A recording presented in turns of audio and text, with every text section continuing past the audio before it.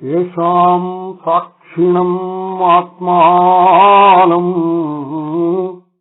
చిద్రూపం విద్ధి ముక్తయే. ముక్తి కొరకు ఆత్మను తెలుసుకునము. పాంచభౌతికమైనటువంటి శరీరము మనస్సు నీవు కావు. చిద్రూపమైన ఆత్మను తెలుసుకునము. ఇది సిద్ధాంతం అండి. సిద్ధాంతం అంటే విషయం మనకు అర్థమయ్యేటట్టుగా యుక్తి, తర్కము, శాస్త్ర ప్రమాణము ఇవన్నీ కలుపుకొని మనకు అర్థమయ్యేటట్టుగా చెప్పడం అంతా సిద్ధాంతం. ఇక తెలుసుకొనుము అన్న మాటని మనం మళ్ళీ ప్రశ్న వేసే అవకాశం ఉంది. ఎట్లాగండి తెలుసుకోవడము అని. ఏముంది, నేను చెప్పాను తెలుసుకో చాలు. అసలు నిజంగా ఉత్తమోత్తమ అధికారి అంటే కోట్లలో ఏదైనా ఒకడు ఉండొచ్చు. అట్లా తెలుసుకోగానే వినంగానే ఆహా ఇట్లాగా ఇట్లాగా అని ఆలోచించడం అంటే శ్రవణం తర్వాత మననం. ఆ స్థితిలో మనసు ఆగిపోవడం అంటే నిధిధ్యాసన ధ్యానం. ఆత్మస్వరూపం యొక్క అనుభవం కావటం, సమాధి స్థితి, ఇవన్నీ అప్పటికప్పుడు జరిగిపోతాయి అన్నాడు. జనక మహారాజుకి జ్ఞాన వాసిష్టం, త్రిపుర రహస్యంలో కూడా జనక మహారాజు కథలు వస్తాయి. అక్కడ కొద్ది క్షణాల్లోనే ఆయనకు తెలిసిపోయినట్టు అట్లా తెలుసుకుంటే చాలు. కానీ సాధారణమైనటువంటి జిజ్ఞాసులు, ముముక్షులకి చాలు. తెలుసుకుని ఎట్లాగండి, ఒక పద్ధతి కావాలి. ఎట్లా అంటే మీకేదో ఒక గ్రంథం ఇచ్చాను, ఇది చెప్పాను, ఇది భాగవతం అండి అన్నా. కోతన్న గారు రాసిన భాగవతం చదవండి అన్నా. చదవండి అంటే మీకు బాగా చదువుకున్నవారు అనుకోండి, మీరు గబగబా ఆ పద్యాలు చదివేసి పద్యానికి అర్థం ఏంటి అంటే గబగబా చెప్పేస్తారు. అంతా ఓ నిమిషంలో అయిపోతుంది. అంతా ఓ పద్యం చదవటం, దానికి అర్థం ఇతరులకు చెప్పడం నిమిషంలో అయిపోతుంది. మీరు అర్థం చేసుకుని ఇతరులకు చెప్పడం. అట్లా కాకుండా మీరు బాగా తక్కువ చదువుకున్నారనుకోండి, చదువు రాదు, లేదా ఒకటో తరగతి రెండో తరగతి చదువుకుని ఆపేశారు. ఈ పద్యం చదవడం అంటే మొదలుపెట్టి గుట్టుగా ఒక్కొక్క అక్షరం అక్షరం చదువుకుంటూ వస్తున్నారు. ఏమిటి అర్థం అంటే నాకు తెలియదండి, ఇన్ని మాటలు నాకు అర్థాలు ఏం తెలుస్తాయి అన్నారు. మరి ఇటువంటి వాళ్ళకి ఆ గ్రంథం అర్థమయ్యేటట్టు చేయాలంటే ఏం చేయాలి? రోజు చదివించాలి. ఒక గురువు గారు కూర్చొని చదువు, రోజు కాస్త చదివించి ఒక్కొక్క అక్షరం కలుపుకొని చదివించి అర్థాలని చెప్తూ ఇట్లా ఏడాదో 2 సంవత్సరాలు వాళ్ళకి ఆసక్తి ఉంటే, చెప్పే వాళ్ళకి ఆసక్తి ఉంటే, ఇది నేర్చుకునే వాళ్ళకి ఆసక్తి ఉంటే, వాళ్ళని మనం అంతకుముందు చదువురాని వాళ్ళు అయినప్పటికీ ఈ పద్యాన్ని చదివి అర్థం చేసుకునేటువంటి శక్తి రావడానికి అంత సమయం పడుతుంది. చేయించచ్చు. అట్లా ఇప్పుడు చిద్రూపమైన ఆత్మను తెలుసుకున్నాము అన్నాడు అనుకోండి, అర్థమైపోయింది. ఉత్తమోత్తమైనటువంటి అధికారికి ప్రశ్న లేదు, ఆ సమస్య లేదు. ఇంకా మనలాంటి వాళ్ళందరికీ సమస్య వస్తుంది. ఎట్లా తెలుసుకోమంటున్నాడు, ఎట్లాగని తెలుసుకోవటం? ఇది ఆచరణ, అభ్యాసం. ఇటువంటి ప్రశ్నలు రావాలి మనకి. బాగా చెప్పారండి, వాళ్ళు బాగా చెప్పారండి, పురాణం బాగా చెప్పారండి, ఆత్మని గురించి బాగా చెప్పారండి అని వెళ్ళిపోతే అది ప్రయోజనం ఎక్కువ ఉండదు. ప్రయోజనం ఎక్కువ ఉంటుంది. వాళ్ళు బాగా చెప్పారు, చెప్పిన దాంట్లో ఏం పాయింట్ వచ్చింది? ఆత్మను తెలుసుకో అన్నారు. దేనికోసం? ముక్తి కోసం ఆత్మను తెలుసుకో అన్న పాయింట్ వచ్చింది. మరి ఎట్లా తెలుసుకోవడం అని ఒక తపన పుట్టాలి. నిజమైన ముముక్షుడికి అటువంటి తపన వస్తుందండి. ఏదో ఇక్కడ 4 మంచి మాటలు చెప్తున్నారు, వెళ్ళి విందాం అనుకునే వాళ్ళు ఆ మంచి మాటలు వింటారు, సంతోషపడతారు. సరే, క్రమక్రమంగా అది కూడా ఉపయోగిస్తుంది, తప్పేం లేదు అందులో, మంచిదే. నిజమైన ముముక్షు ఎట్లా ఉంటాడు అంటే బాగా ఆకలిస్తున్నవాడు అనుకోండి. బాగా ఆకలిస్తున్న వాడికి మనం చెప్పామనుకోండి, ఇక్కడే దగ్గరలోనే హోటల్ ఉందండి, ఆ హోటల్లో మంచి భోజనం దొరుకుతూ ఉంటుంది, చాలా మంది వచ్చి తింటూ ఉంటారు, బాగా రుచిగా ఇవిగా ఉంటాయన్న. కడుపు నిండిన వాడు ఉన్నాడు అనుకోండి, ఇక్కడ అట్లాగా బాగుందండి, మీ ఊళ్ళో హోటల్ కూడా ఉన్నాయన్నమాట అని ఊరుకుంటాడు.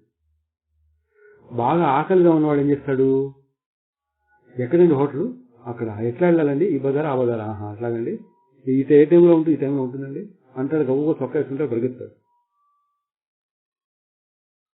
అంటే ఏంటి, ఈ ఊళ్ళో హోటల్ ఉంది, అందులో భోజనం దొరుకుతుంది, భోజన హోటల్ అని తెలుసుకోవడం, కడుపు నిండిన వాడు తెలుసుకోవడం ఒక రకంగా ఉంటుంది. అసలు ఆకలి లేదు, అనారోగ్యంతో బాధపడుతున్నాడు, కడుపులో ఆకలి లేదు, వాడు తెలుసుకుంటే ఒక రకంగా ఉంటుంది.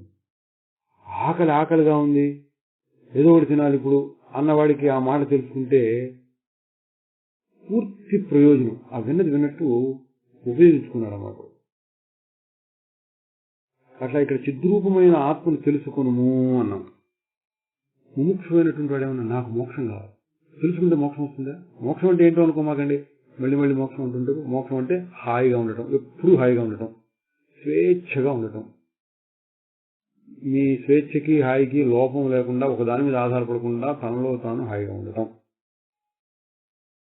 దీన్ని మనం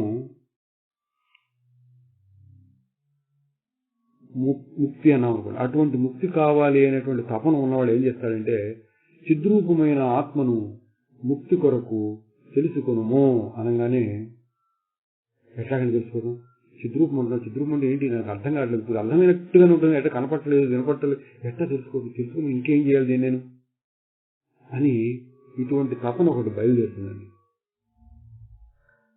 బాగా ఆకలిగా ఉన్నవాడికి భోజన హోటల్ ఈ ఊళ్ళో ఉంది అని తెలియంగానే మళ్ళీ ప్రశ్నలు వేస్తాడు. ఎటువంటి ప్రశ్నలు, అక్కడికి వెళ్లి తినడానికి ఎటువంటి ప్రశ్నలు అవసరమో అటువంటివి, ఎక్కడుందండి, ఎంత దూరం ఉంటుందండి, ఎటువైపు వెళ్ళాలండి, ఎన్ని గంటల దాకా తీసి ఉంటుంది, ఇటువంటి ప్రశ్నలు వేస్తాడు. అంత ఆకలి లేనివాడు ఎట్లా వేస్తాడు, బాధ అవుతుందండి ఊళ్ళో కూడా, అంత జనం ఉంటారా ఈ ఊళ్ళో తినడానికి అసలు, అట్లాగా ఇటువంటి ప్రశ్నలు వేస్తాడు. అది కాలక్షేపం కోసం వేసే ప్రశ్నలు. అట్లాగా ఆత్మని గురించి కూడా అట్లాగా ఏ గ్రంథంలో రాసి ఉంటుంది ఆత్మ గురించి, బాగుందండి, మీరు శంకరాచార్యులు చెప్పిన పద్ధతిని ఆచరిస్తున్నారా, లేక రామానుజాచార్యులు చెప్పిన దాన్ని అనుసరిస్తున్నారా, జీయర్ స్వామి గారా, లేక సుందర చైతన్యాన స్వామి గారా, ఇటువంటి మాటలు అడుగుతారు. ఇది కాలక్షేపం ప్రశ్నలు ఇవన్నీ. నిజంగా మోక్షం కావాలి, తెలుసుకోవాలి అనుకున్నవాడు ఎట్లాంటి ప్రశ్నలు వేస్తాడు, తెలుసుకునే పద్ధతి ఏంటండి, నాకు తెలుసుకోవాలని ఉంది, ఎట్లా అసలు ముందు సాగడం ఎట్లా, ఊరికే కూర్చోవాలా, రోజు పుస్తకాలు చదవాలా, రోజు వింటూ ఉండాలా, ఏం చేయమంటారు నన్ను అని అడిగితే, అది అభ్యాసం, ఆచరణకి అభ్యాసానికి సంబంధించినటువంటి ప్రశ్నలు. చాలా మంచి ప్రశ్న, ఇటువంటి ప్రశ్నలు అడగాలి సాహసుడు. అట్లా అడిగిన వాడికి సమాధానం వారికి తగినట్లుగా చెప్తారు.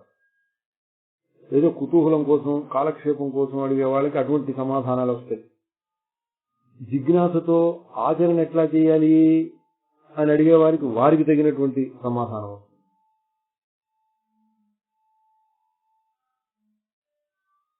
ఇప్పుడు ఆచరణ చేయడానికి తగినటువంటి ప్రశ్న సమాధానం కూడా ఈ శ్లోకంలో వస్తుంది. చిద్రూపమును తెలుసుకునమో, అక్కడ వరకు సిద్ధాంతం. ఆత్మను చిద్రూపమును ముక్తి కొరకు తెలుసుకునమో సిద్ధాంతం. ఎట్లా తెలుసుకోవటం అనేటువంటి దానికి కూడా ఒక సూచనగా ఇందులో ఒక మాట వాడారు. ఏషాం, దీనిని సాక్షిణం, సాక్షి అయిన దానిని తెలుసుకునము. సాక్షి అన్న మాట వాడారు. ఇది మనకి అభ్యాసానికి, అనుభవానికి రెండింటికి సరిపోయినటువంటి మాట. ఎట్లా తెలుసుకోవాలంటే ఇది ఇందులో గుర్తుంది.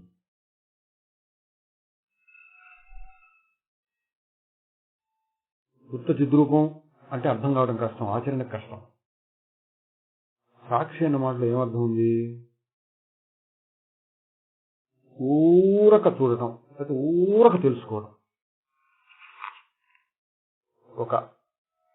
మన కళ్ళు ఎదుర్కొన్న ఒక సంఘటన జరిగితే ఊరికి చూసాము, ఇద్దరు కొట్టుకున్నారు, వాడితోటి మనకు సంబంధం లేదు, వీడితోటి మనకు సంబంధం లేదు, ఊరికి కొట్టుకున్నది వీడు ముందు కొట్టాడు, వాడి తర్వాత కొట్టాడు, వీడు వాడిని కొట్టాడు, వీడు వాడిని కొట్టాడు, ఈ ఊరికి చూసామనుకోండి, అటువంటి వాడిని సాక్ష్యం చెప్పడానికి పిలుస్తారు కోర్టులో. అటువంటి వాళ్ళని సాక్షి అంటారు. అట్లా ఇక్కడ సాక్షి అయినటువంటి స్వరూపం ఒకటి ఉంది, దాన్ని తెలుసుకోమంటున్నాడు. చిద్రూపం అన్నదానికి ఇంకొక లక్షణం పెట్టేటప్పటికీ మనకి సాధనకు అనుకూలమైన లక్షణం చెప్పారు. సాక్షి అయిన చిద్రూపము, ఆత్మ అంటే నేను, చిద్రూపము అంటే తెలుసుకునే స్వరూపం. ఎటువంటి సాక్షిగా తెలుసుకునే స్వరూపము. ఈ మాటలో మనకు అభ్యాసానికి కావాల్సిన మాట ఒకటి ఉందండి. ఏమిటి అభ్యాసం? సాక్షి అంటే ఊరికే తెలుసుకోవడం అన్న మాటలో రెండు రకాలుగా ఉంటాయి. బాధపడుతూ తెలుసుకోవడం ఒకటి, నాకేదో అయిపోయింది అనుకుంటూ తెలుసుకోవడం ఒకటి. అట్లా కాకుండా ఏ ప్రతిక్రియ లేకుండా ఎవడో ఇద్దరు కొట్టుకుంటున్నారు, నాకేం సంబంధం లేదు. అమెరికాలో ఎవడో చచ్చిపోయినాడు, భూకంపం వచ్చింది, 20 మంది చచ్చిపోయినారు. ఎక్కడ? ఆఫ్రికాలోనో అమెరికాలోనో. ఆహా అన్నాం అంతే. ప్రతిక్రియ ఎక్కువ లేదు మనకి, ఆహా అన్నాం అంతే. అట్లా కాకుండా మన ఊర్లోనే ఎవరు బలిపోయినారు, మన ఇంటి ఎదురుకుండా ఎవరు చనిపోయినారు, అయ్యో పాపం, కొంచెం ప్రతిక్రియ ఉంటుంది. ఇట్లా సాక్షి అంటే ప్రతిక్రియ లేకుండా, అంటే మనలో మార్పు రాకుండా బయట దాన్ని ఊరికే చూడటం, అటువంటి లక్షణం ఉంటే సాక్షి అన్నారు. మనం కూడా అంటూ ఉంటారు, ఎందుకురా అవి అన్ని పూసుకుంటాం, ఊరికే సాక్షిగా చూస్తూ ఉండు నువ్వు అంటుంటాం. ఇక్కడ సాక్షిగా చూస్తూ ఉండు అని చెప్పడితే అదొక పని అవుతుంది. ఆ పని కూడా చెప్పట్లా. ఏం చెప్తున్నారు? సాక్షిని తెలుసుకో, సాక్షి అయిన చిద్రూపమైన ఆత్మను తెలుసుకో. ఆహా, ఇక్కడ మనకు కొంచెం ఆధారం దొరికింది ఎట్లా ముందుకు సాగడం అనేది. ఎట్లా?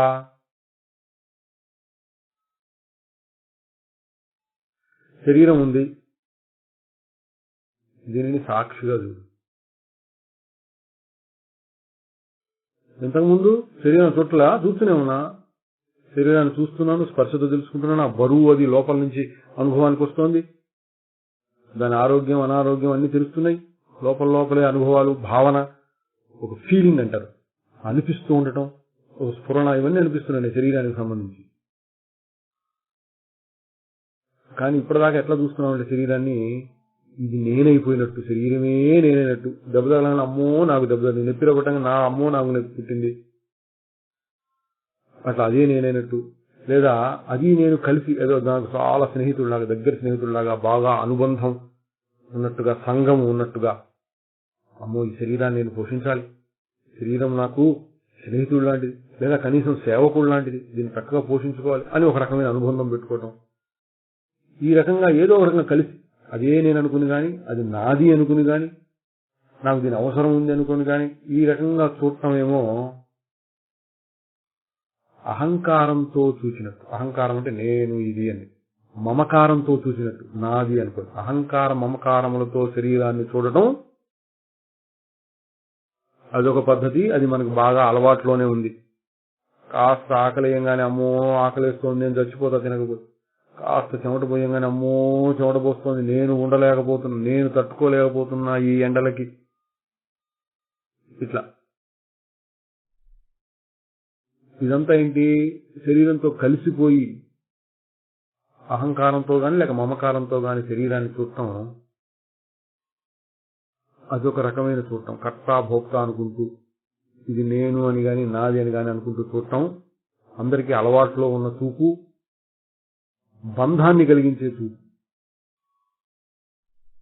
ఇక రెండోది ఇప్పుడు చెప్పింది అంటే సాక్షి చూపు. సాక్షి చూపు అంటే ఎట్లా ఉంటుంది? ఊరక చూడటం అన్నాం, పట్టించుకోకుండా చూడటం. ఆకలి వేస్తోంది అన్నప్పుడు శరీరానికి ఆకలి వేస్తోంది, అబ్బో తల్లకిందులు అయిపోతుంది, అయ్యో అయ్యో అయ్యో అనుకుంటుంది శరీరం. అంటే ఎట్లా ఉంటుంది ఇది? ఎవడో ముష్టివాడిని గురించి చెప్తున్నాం, వాడు పాపం పొద్దున్నీ తిరుగుతాడు, ఎవడు అయ్యాడు, వాడు కూర్చుంటాడా, ఆకలి ఆకలి అంటుంటాడు, ఎవడన్నా దయచేసి చేస్తే తింటాడు, లేకపోతే తిన్నాడు, పాపం వాడి జీవితం అట్లా గడిచిపోతుంది అని చెప్పుకున్నాం అనుకోండి ఎవరి గురించి. అవతల వాడి గురించి చెప్పుకున్నప్పుడు అది మనం సాక్షిగా ఉండి చెప్పుకుంటున్నాం. సరిగ్గా అదే రకంగా ఈ శరీరాన్ని గురించి చెప్పుకోగలిగితే చెప్పుకోవచ్చు. ఇట్లా కూర్చున్నానండి, ఇవాళ ఏకాదశి ఉపవాసం ఉన్నానండి, చాలా ఆకలిగా ఉంది, ఏదో కాస్త పండ్లు పాలన తీసుకుందామా ఇట్లా ఆలోచిస్తుంటే అహంకారం మమకారం. అట్లా కాకుండా ఆకలి అంటోంది శరీరం, ఏమైనా తిందామా అంటోంది మనస్సు. వద్దులే, ఎందుకు ఇవాళ ఉపవాసంగా తినొద్దులే అని మళ్ళీ అది కూడా అదే అనుకుంటోంది. కాసేపు తిందామంటోంది, కాసేపు వద్దంటోంది. అమ్మో నీరసం కదా అనిపిస్తోంది.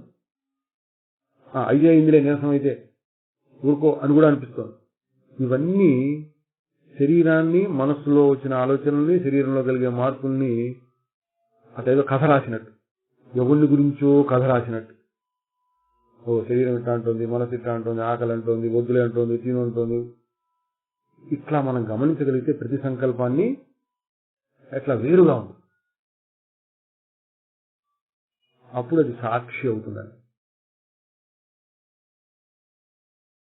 నాకేం పట్టనట్టు, నాకేం అంటనట్టు, నేను దీంతో కలవనట్టు,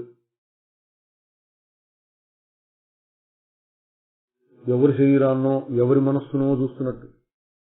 ఏదో కథలో ఉన్నటువంటి ఒక మనిషి అనుకుంటున్నాడు, అమ్మా నాకు ఆకలిస్తోంది, నేను తినలేకపోతున్నాను, అయ్యో ఇవాళ ఉపవాసం ఉందాం అనుకున్నాను కానీ ఉపవాసం ఉండలేకపోతున్నాను, ఎట్లాగురా బాబు, రాత్రి దాకా భరించాలి, రేపు పొద్దురు దాకా ఎట్లా ఉండగలుగుతాను. ఇదంతా కూడా మనిషి రాస్తున్నాను అనుకోండి, కథ రాశారు. ఆ కథలో ఉన్నటువంటి లేకపోతే సినిమా చూస్తున్నాం, సినిమాలో ఒక మనిషి ఇట్లా మాట్లాడుతున్నాడు, ఆ మనిషిని మనం చూస్తున్నాం. అదే విధంగా ఈ శరీరం అదే రకంగా అంటోంది, లోపల మనసు అట్లా మాట్లాడుకుంటుంది, మనం చూస్తున్నాం. ముందు మళ్ళీ ఆకలి అంటుంది, ఆకలి అనగానే నాకు ఆకలి అయ్యో అనుకోకుండా మళ్ళీ చూసావు మళ్ళీ వస్తుంది ఆకలి అని ఆలోచన వస్తుంది, కడుపులో ఆకలి అనిపిస్తుంది, ఆ శరీరం ఏదో తూలుతున్నట్టు అనిపిస్తుంది. ఇట్లా అని నాకు అనిపిస్తుంది, నేను వేరుగా ఉండి దాన్ని చూస్తున్నాను.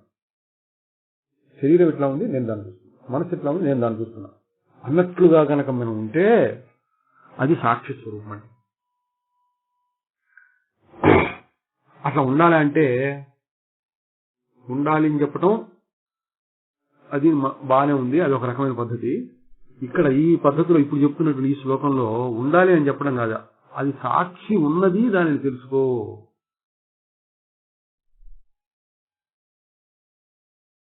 అట్లా సాక్షిగా ఉన్నది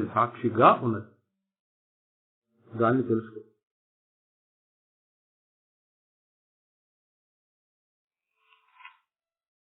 సాక్షిగా ఎట్లా ఉందండి, అదే ముందే ఉందా అంటే చూడు, కొంచెం ప్రయత్నం చేసి శరీరం ఉంది,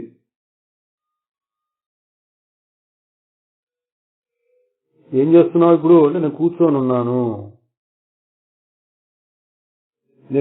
ఉన్నాను అన్నప్పుడు అర్థం ఏంటి, శరీరం కూర్చొని ఉంటే నేను కూర్చున్నాను అంటే అర్థం ఏంటి, శరీరంతో నేను కలిసిపోయి మమకారము తాదాత్మ్యము చెప్తే అహంకారంతో అనమాట, తాదాత్మ్యం దాంతో కలిసిపోయి నేను కూర్చొని ఉన్నాను అన్నా. కొంచెం జాగ్రత్తగా ఆలోచించి చెప్పు, చూడు ఈ కూర్చుని ఉన్నదాన్ని చక్కగా చూడు, కళ్ళతో చూడు, ఇట్లా కళ్ళు తెరిచి చూడు ఇట్లా కూర్చొని ఉందో. అదే కళ్ళు మూసుకుంటే కూడా ఆ అనుభవం వస్తుంది, ఆ భావన ఎట్లా ఇక్కడ కూర్చొని ఇట్లా కూర్చుంది, కాళ్ళు ఇట్లా పెట్టుకుని, చేతులు ఇట్లా పెట్టుకుని, ఇది ఇట్లా ఉన్న ఈ అనుభవం అంతా మనకు వస్తుంది. ఇది శరీరము, ఇది ఇప్పుడు ఇట్లా కూర్చొని ఉంది, నేను దీన్ని చూస్తున్నాను అని అట్లా కొట్ట ఊరికి చూస్తూ ఉండండి. అట్లా కొంచెం ప్రాక్టీస్, ఎక్కువ అక్కర్లేదు, కొంచెం ప్రాక్టీస్ చేస్తూ ఉంటే ఏమైపోతుంది, కొత్త రకమైన శరీరము కూర్చొని ఉన్నటువంటి శరీరాన్ని నేను చూస్తూ ఉన్నాను, ఇంతే తేడా. మీరు ప్రశ్న వేసుకొని చూసే దృష్టిలో మార్పు తెచ్చుకున్నాం. దృష్టిలో మార్పు వచ్చేటప్పటికి ఇప్పటిదాకా నేను కూర్చున్నాను అనకుండా ఇది శరీరం కూర్చొని ఉంది, శరీరం కూర్చొని ఉన్నది అన్న విషయాన్ని నేను తెలుసుకుంటున్నాను. నేను కాదు కూర్చున్నది, శరీరం కూర్చున్నది. నువ్వెవరు, శరీరం కూర్చుంది అని తెలుసుకుంటున్నావు. ఇట్లా చెప్పేటప్పటికీ నువ్వు సాక్షి అయిపోయినావు, అహంకారం కాస్త సాక్షిగా మారింది. నువ్వే ఇంతకుముందు అహంకారంగా మాట్లాడే ఇప్పుడు సాక్షిగా మాట్లాడుతున్నావు. మాట్లాడటం అంటే లోపల అనుకుంటున్నావు. ఇది మన అభ్యాసానికి తగిన మాట్లాడి.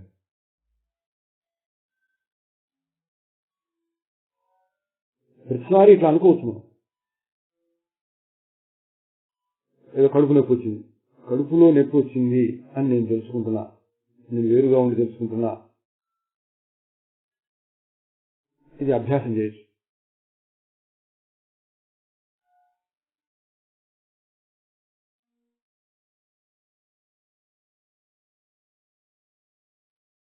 ఈ విధమైన అభ్యాసం చేస్తూ ఉంటే చిద్రూపమైనటువంటి ఆత్మను తెలుసుకోవడానికి ఒక గొప్ప సాధన అవుతుంది.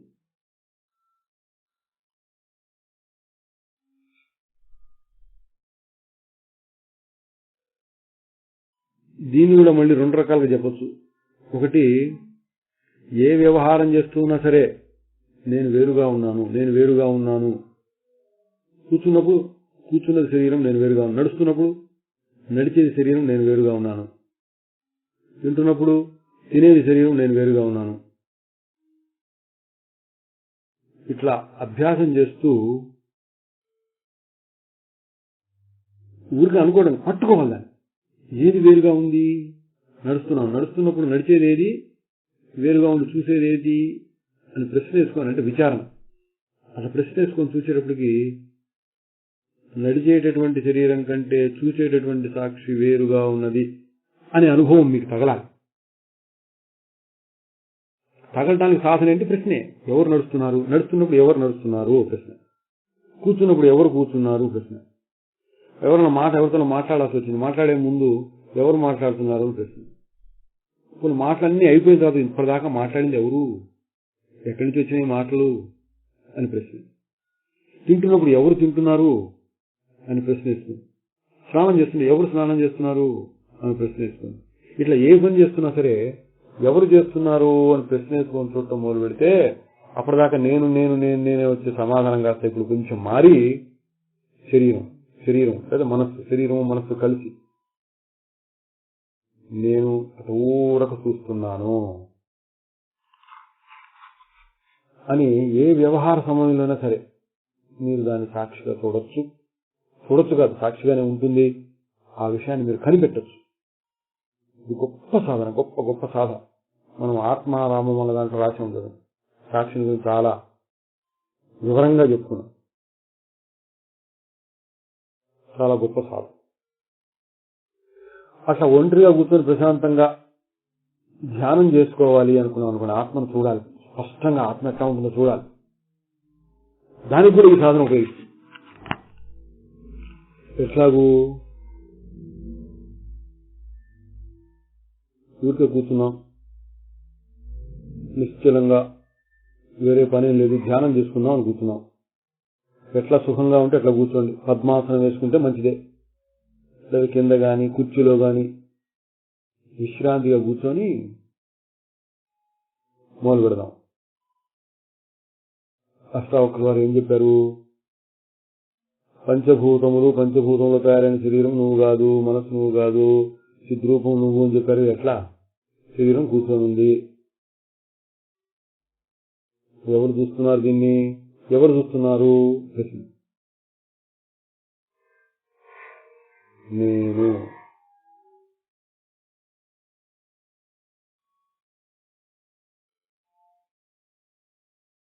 ఎట్లా చూస్తున్నావు? ఇక శరీరం కూర్చొని ఉంది, మధ్య కదిలింది, అయినా సరే నేను కదలకుండా చూస్తున్నా.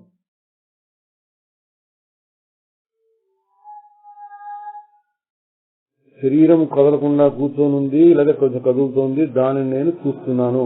ఈ అనుభవం తగలాలి మీకు. అది వేరుగా చూస్తూ ఉంటుంది. పెద్ద కష్టం కాదండి. కొంచెం సాధన చేస్తే, కొంచెం అభ్యాసం చేస్తే, 4 సార్లు కొంచెం విచారణ, ఏమిటి 4 సార్లు ప్రశ్న వేసుకొని చూస్తుంటే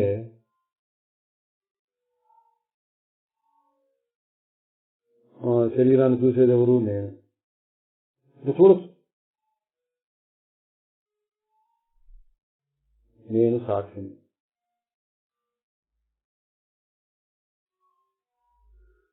తర్వాత మళ్ళీ ఇంకో ప్రశ్న వస్తుంది. శరీరాన్ని చూసేది నేను కదా, నేను ఎక్కడున్నాను? ఇక్కడున్నా.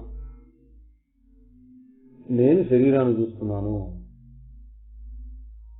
ఇప్పుడు పక్క నుంచి చప్పుడు వచ్చింది, ఆ చప్పుని నేను విన్నాను కాబట్టి నేను తెలుసుకునేవాడిని. శరీరం తెలియబడేది. ఇట్లా అన్న తర్వాత అంటే ఒక నిమిషంలో కాకపోవచ్చు, ఇది కొన్ని రోజులు మీరు అభ్యాసం చేయిస్తే, కొన్ని గంటలో కొన్ని రోజులు చేయంగా ఇంకా బలపడుతుంది. తర్వాత ఒక ప్రశ్న మీకే వస్తుంది, ఏమిటి? శరీరాన్ని తెలుసుకుంటున్నాను, శరీరం కూర్చోనుంది, శరీరాన్ని నేను తెలుసుకుంటున్నాను అని ఎవరంటున్నారు? ఇది ఒక ఆలోచనేగా. శరీరం కూర్చోనుంది, శరీరాన్ని తెలుసుకుంటున్నాను అంటాం ఒక ఆలోచన కాదు. ఆలోచన అంటే సంకల్పము, అది మనస్సు.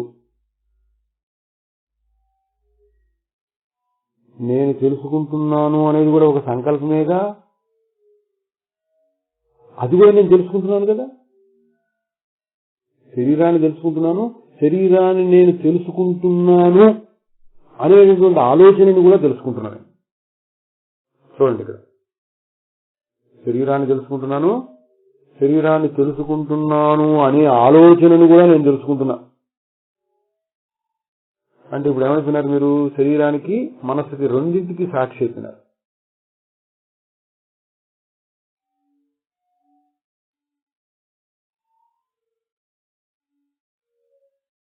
శరీరం ఎట్టా వేరుగా ఎవరినో శరీరం చూసినట్టు మీ శరీరాన్ని చూసుకోవడం అదొక అభ్యాసం అయితే, లోపల నేను తెలుసుకుంటున్నాను అన్నప్పుడు నేను తెలుసుకుంటున్నాను అనేది మనస్సు అహంకారం. అదొక అహంకారం. నేను తెలుసుకుంటున్నాను అహంకారం.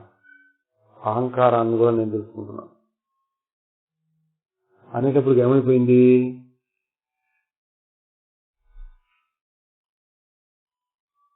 మనస్సు సూక్ష్మమైపోయింది. అంతకుముందు శరీరాన్ని చూస్తూ శరీరాన్ని నేను తెలుసుకుంటున్నాను అన్నప్పుడు కొంచెం లావుగా ఉన్నట్టు అనమాట, స్థూలం. ఇప్పుడు రెండో స్టెప్లో ఏమొచ్చింది? రెండో మెట్లో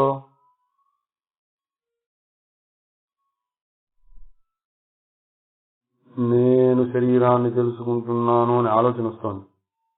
ఈ ఆలోచనని తెలుసుకునేది ఎవరు అని ప్రశ్నిస్తే ఏదో ఉంది సూక్ష్మంగా, అది నేను. అంటే శరీరం స్థూలంగా ఉంది, శరీరంతో పోలిస్తే నేను తెలుసుకుంటున్నాను అనేటువంటి అహంకారం సూక్ష్మంగా ఉంది. నేను తెలుసుకుంటున్నాను అనే దాన్ని కూడా తెలుసుకునేది ఎవరు అని ప్రశ్నిస్తూ చూసేటప్పటికి ఇంకా సూక్ష్మమైంది. అప్పుడు ఎట్లా ఉంటుంది? అది అట్లా ఏదో తెలుసుకుంటుంది, మాట ఉండదు అక్కడ. మాట భాష అంతా లేకుండా ఇది ఒక స్ఫురణలాగా ఈ ఆలోచనలన్నీ వచ్చే ఆలోచనలు కూడా అదిగో అక్కడ అట్లా ఉన్నట్టు ఎక్కడో ఉండి ఏదో చూస్తున్నట్టుగా ఈ మనస్సును తెలుసుకుంటున్నాను. ఇట్లా తెలుసుకునేదాన్ని తెలుసుకుంటున్నాను అనేటప్పటికి ఇంకా సూక్ష్మమైపోయింది మనసు. అంటే సంకల్పాన్ని కూడా చూడటం మొదలుపెట్టేప్పటికి మనసు ఇంకా బాగా సూక్ష్మమైపోయింది.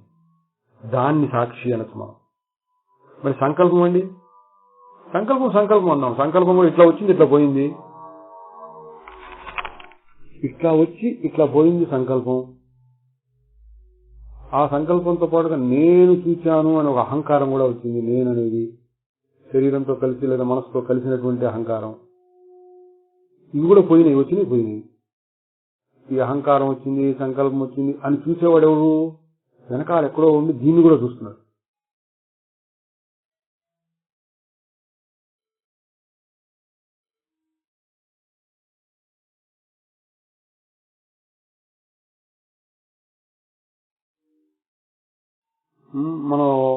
మన ఇంటి ముందు ఎవరో కాపలాదారిని పెట్టుకున్నారు. పెద్ద పెద్ద బిల్డింగ్లో, గవర్నమెంట్ ఆఫీసులు అటువంటి వాటికి, మిలిటరీ ఆఫీసులు అటువంటి వాటికి ముందు కాపలా ఉంటుంది. ఒక కాపలాదారిని పెట్టామనుకోండి, కాపలాదారు ఏం చేస్తుంటాడు? లోపలికి ఎవరు రాకుండా చూస్తుంటాడు. ఎవడు వస్తున్నాడు, ఎవడు పోతున్నాడు అంటే అంతా చూస్తూ ఉంటాడు. చాలా ముఖ్యమైన చోట్ల, ఇది మిలిటరీ వాళ్ళు యుద్ధం వచ్చిన చోట్ల అట్లాంటప్పుడు ఇంకా వీడు సరిగ్గా చూస్తున్నాడా లేదా అని పరిశీలన చేసేవాడు ఇంకోటి ఉంటాడు. వాళ్ళు ఏం చేస్తారు? వచ్చే పోయే వాళ్ళని, మన కాపలాదారు వచ్చే పోయే వాళ్ళని సరిగ్గా చూస్తున్నాడు అన్న విషయాన్ని తెలుసుకుంటూ ఉంటాడు అక్కడ. అంటే వాడు ఎట్లా ఉంటాడన్నమాట? సూపర్వైజర్, కాపలాదారు మీద కాపలాదారు. అట్లా ఇక్కడ శరీరాన్ని నేను చూస్తున్నాను అన్నప్పుడు అహంకారం, అది కాపలాదారు. అది కూడా సాక్షి. శరీరానికి సాక్షి అన్నప్పుడు మొట్టమొదటి సాక్షి ఎట్లా ఉంటుంది? అహంకారమే. నేను శరీరాన్ని చూస్తున్నాను అన్నప్పుడు కొంచెం అహంకారం ఉంది అందరూ, నేను చూస్తున్నాను అని. అది కాపలాదారు అనుకోండి. ఆ కాపలాదాన్ని కూడా చూసే కాపలాదారు అంటే శరీరం నేను చూస్తున్నాను అనేటువంటి అహంకారం వస్తుంది కదా. అహంకారం వచ్చిందని నాకెట్ట తెలిసింది అంటే ఆ సంకల్పాన్ని, ఆ అహంకారాన్ని కూడా నేను చూస్తున్నా అనేటప్పటికీ ఇంకా సూక్ష్మం అయిపోయింది. శరీరంతో పోలిస్తే అహంకారం సూక్ష్మం, అహంకారంతో పోల్చినప్పుడు దాని వెనకాల ఉన్నటువంటి సాక్షి ఇంకా సూక్ష్మం. ఇట్లా కొంతకాలం అభ్యాసం చేసిన తర్వాత మళ్ళీ మీకు ఇంకొక ప్రశ్న రావచ్చు. అహంకారాన్ని కూడా చూస్తున్నాను నేను అన్నప్పుడు సన్నబడింది సాక్షిలాగా అనిపిస్తుంది, కానీ ఇది కూడా అహంకారమే కదండి. అహంకారాన్ని చూస్తున్నాను, సంకల్పాన్ని చూస్తున్నాను అనడం కూడా అహంకారమేగా. నేను చూస్తున్నాను పనిచేస్తున్నట్టుగా అహంకారమేగా అని చూస్తే నిజమే. అది అహంకారం నీకెట తెలిసింది అని మళ్ళీ ప్రశ్న. అంటే ఆ మొదటి అహంకారాన్ని చూసే, రెండో అహంకారాన్ని చూసేటువంటిది మూడోది ఇంకోటి ఉందన్నమాట.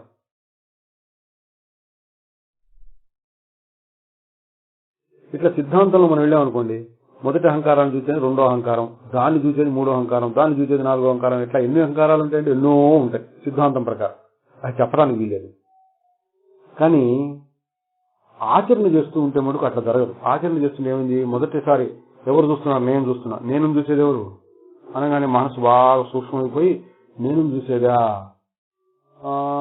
అది అన్నట్టుగా ఎక్కడో ఉన్నట్టుగా సూక్ష్మంగా ఏదో ఉన్నట్టు అనిపిస్తుంది. ఇంకొక ప్రశ్న, దాన్ని కూడా చూసేది ఎవరు అనేది ఇంకా సూక్ష్మంగా అసలు ఏం లేనట్టుగా అనిపిస్తుంది. అవసరమైతే మళ్ళీ ఇంకోసారి దాన్ని కూడా అట్లా సన్నగా అది ఉంటుంది, దాన్ని మనం సన్నగా దాన్ని కూడా అంటూ ఉండగానే ప్రశ్న సూక్ష్మమైపోతుంది, చూసేది సూక్ష్మమైపోయింది, సమాధానం ఏమి లేకుండా అన్ని ఆగిపోతుంది.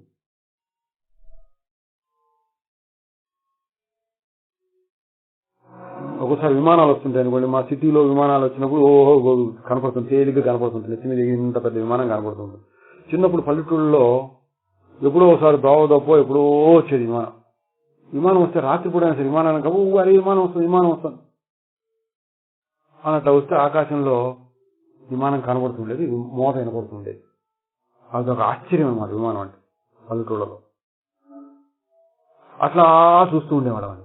చూస్తుంటే ఏమవుతుంది, విమానం ముందు కనపడుతుంది, ఇంకా కొంచెం చిన్నగా, ఇంకా చిన్నగా అయ్యి ఏమవుతుంది చివరికి లేకుండా పోయింది. ఏ క్షణంలో లేకుండా పోయింది మనం చెప్పలేము.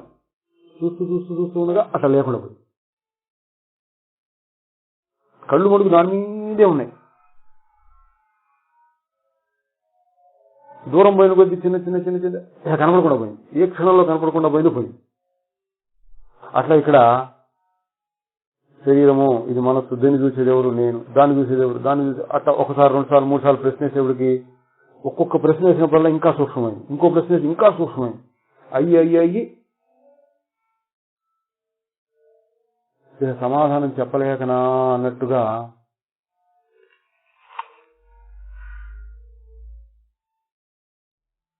మనస్సు ఆగిపోయింది.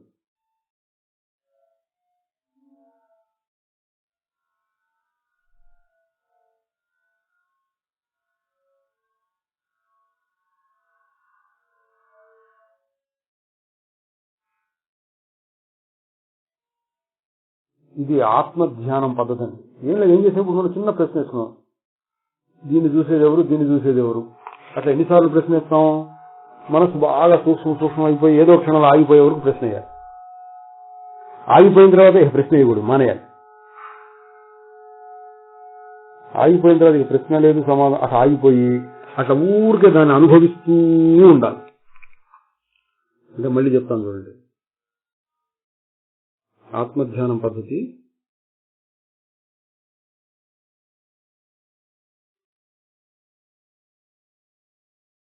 శరీరాన్ని చూసేది ఎవరు? నేను. ఆ నేను చూసేది ఎవరు? నేను.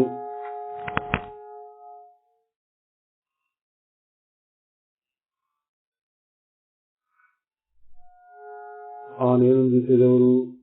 నేను. ఆ నేను చూసేది నేను. అట్లా సన్నగా ఇంకా సన్నగా ఇంకా సన్నబడిపోయి ఏమీ లేకుండా ఉన్న స్థితి వచ్చినప్పుడు ఏం ప్రశ్న వేయకుండా సమాధానం చెప్పకుండా అట్లా ఊరక ఆగిపోవాలి. గాలి లేని చోట దీపం నిలకడగా ఉంటుంది, అటు ఇటు కదలకుండా. గాలి బాగా స్తంభించింది, ఒక చెట్టు ఆకు కూడా కదలట్లేదన్నా, అటువంటి స్థితి వచ్చింది. అప్పుడు ప్రశ్న వేయకూడదు. అంటే మొదట్లో ప్రశ్న వేయాలి విచారంలో. మనస్సు స్థూలంగా ఉంటుంది, ఒక్కోసారి స్థూలంగా ఉన్నసే ప్రశ్న వేస్తే దాన్ని చూసేది ఎవరు, దాన్ని ఏదో ఆలోచన ఈ ఆలోచన చూసేది ఎవరు, ఇంకో ఆలోచన చూసేది ఎవరు, ఇట్లా చూసేది ఎవరు, అట్లా ప్రశ్న వేసుకుంటూ ఉండే ఎన్నిసార్లు. ఏదో కాస్త మనస్సు సూక్ష్మం కావడం మొదలుపెట్టినప్పుడు కొంచెం అంతర్ముఖమై మెల్లిగా తగ్గుతోంది అన్నప్పుడు ఆగి దాన్ని చూసేది ఎవరు, దాన్ని చూసేది ఎవరు,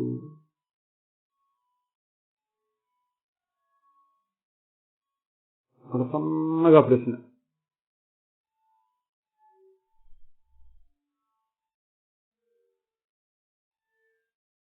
మనస్సు ఇంకా సూక్ష్మం అవుతూ ఉంటుంది.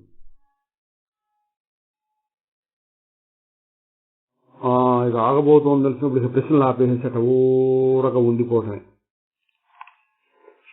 నిద్రపోవడానికి ఏదో ప్రయత్నం చేస్తున్నాం. ఏం ప్రయత్నం చేస్తాం? పై ప్రయత్నాలు, నిజమైన ప్రయత్నం ఏం లేదు. దానంతరకు రావాలి నిద్ర. మనం చేసే ప్రయత్నాలు ఎట్లా ఉంటాయి? ఏదో పక్క వేసుకుంటాం, దుప్పటి పక్కన పెట్టుకుంటాం, దోమతలు కట్టుకుంటాం, ఫ్యాన్ వేసుకుంటాం, ఏదైనా పాట పాడుతూ, పిల్లలకైతే ఏదైనా పాట పాడితే వింటూ పడుకుంటారని పాట పాడుతుంటాం.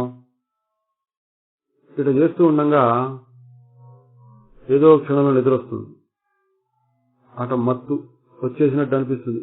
అప్పుడేం చేయాలి? ఏం చేయకూడదు. పాటలు లేవు, పద్యాలు లేవు, అనుకోవటం లేదు, అన్ని ఆ వాడింద్ర అవి ఆగిపోతాయి.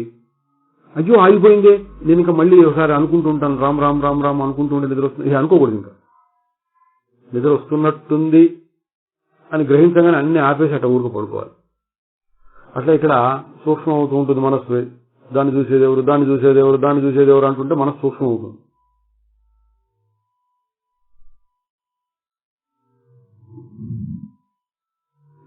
బాగా సూక్ష్మమైతోంది, ఆగిపోయేటట్టుగా ఉంది అని మీకు అనిపిస్తుంది. అనిపించినప్పుడు ఏం ప్రశ్న ఆగిపోండి, మీరు కూడా ఆగిపోండి.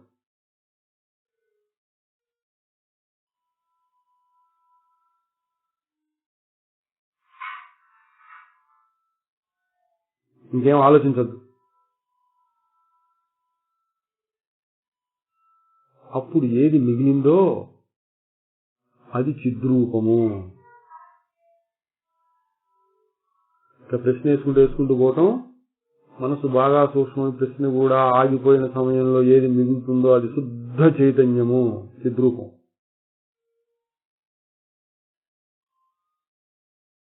అట్లా నిలిచిపోండి.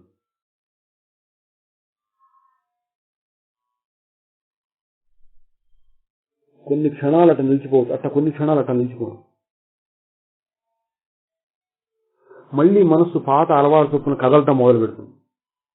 కదిలి ఏదో ఆలోచనలో వచ్చినప్పుడు ఆ ఏవో ఆలోచనలను ఆపటం కోసంగా మళ్ళీ ఇదే ప్రశ్న. ఈ ఆలోచనను చూసేది ఎవరు? మనసు కదులుతున్నట్టుందే ఇప్పుడు అనిపించినప్పుడు ఈ కదలికను చూసేది ఎవరు? ఇట్లా ఒకసారి, 2 సార్లు, 3 సార్లు మళ్ళీ అక్కడ ప్రశ్నలు వేయంగానే నేను చూస్తున్నాను, నేను చూసేది ఎవరు, ఆ నేను చూసేవారు. ఇట్లా మళ్ళీ కొంచెం సాధన చేయటం, మళ్ళీ కొంచెం ఆగుతోంది మనస్సు అనిపించగానే హ్యాపీ. మళ్ళీ కొన్ని క్షణాలు ఏమీ లేకుండా ఆగిపోయింది.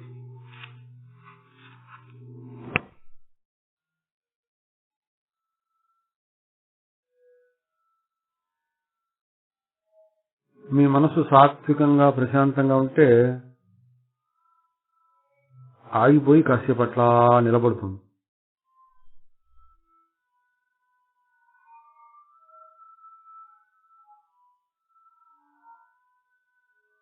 కానీ మనకి ఎక్కువసేపు నిలబడకపోవచ్చు, అయినా పర్వాలా.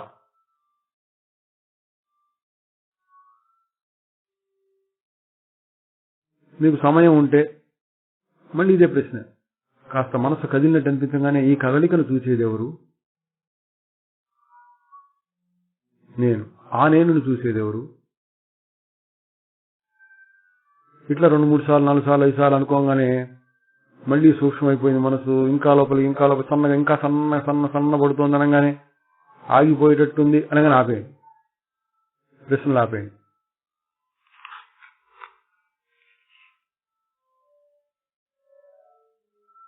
అప్పుడు ఏది మిగులుతుందో అది చిద్రూపము, ఆత్మ. తెలుసుకోవడం అంటే ఏంటి? ఇట్లా మనస్సు ఆగిపోయినప్పుడు ఏ అనుభవం కలుగుతుందో అదే తెలుసుకోవడం, అదే మోక్షం. ఎందుకని? దానికి ఏ కొరత లేదు, ఏ మార్పు లేదు, ఏం కావాలని లేదు, వద్దని లేదు. అట్లా ఊరక ఉంటుంది, గాఢ నిద్రలో ఉన్నట్టు ఉంటుంది. అది గొప్ప హాయి.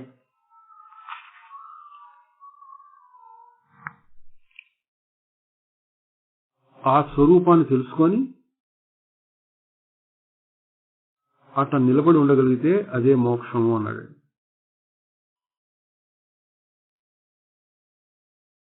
ఇదేనా మోక్షం? ఎప్పుడు ఉంటుందా ఇది? ఇటువంటి ప్రశ్నలు తర్వాత రావచ్చు, వాటి తర్వాత సమాధానాలు చూద్దాం. ప్రస్తుతానికి ఈ శ్లోకానికి సంబంధించినంత వరకు మనం మొదలు పెట్టవలసిన సాధన ఇది. ఏదుంటే దాన్ని, శరీరం కనబడి శరీరాన్ని చూసేదేవుడు, లోపల ఏవో సంకల్పాలు వస్తుంటే ఆ సంకల్పాలను చూసేదేవుడు, నేను అన్న సమాధానం వస్తే ఆ నేను చూసేదేవుడు, ఇంకొక నేను వచ్చి నేను చూస్తున్నాను దాన్ని కూడా, రెండింటినీ నేను చూస్తున్నానంటే ఆ నేను కూడా చూసేదేవుడు. ఇట్లా సన్నగా ఇంకా ఆ నేను చూసేదేవుడు, ఆ నేను చూసేదేవుడు.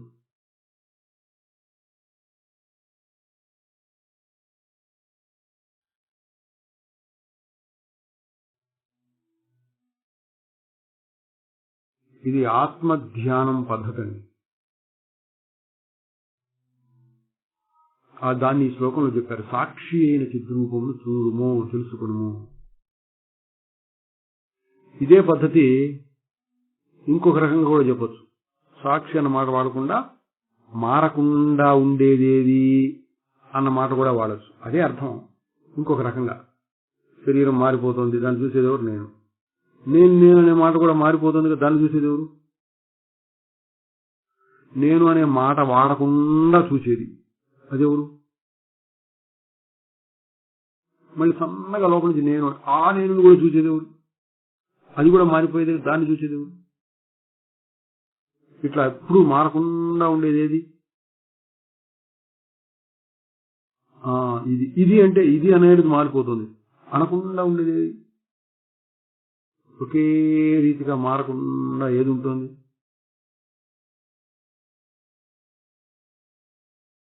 ఇట్లా ప్రశ్న వేసుకొని చూసినా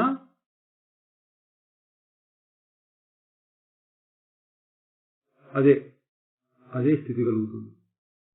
ఇటువంటివి ఇంకా కొన్ని ధ్యాన పద్ధతులు చెప్పొచ్చు. ప్రస్తుతం ఒకటి చెప్పుకున్నాం అనుకోండి, సాక్షి ధ్యానం.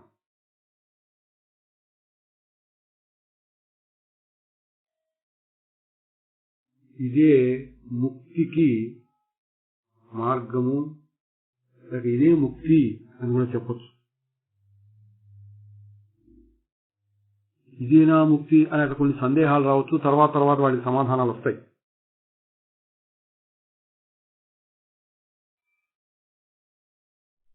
ప్రస్తుతానికి మనం సాధన చేయడానికి తగిన పద్ధతి ఒకటి దొరికింది.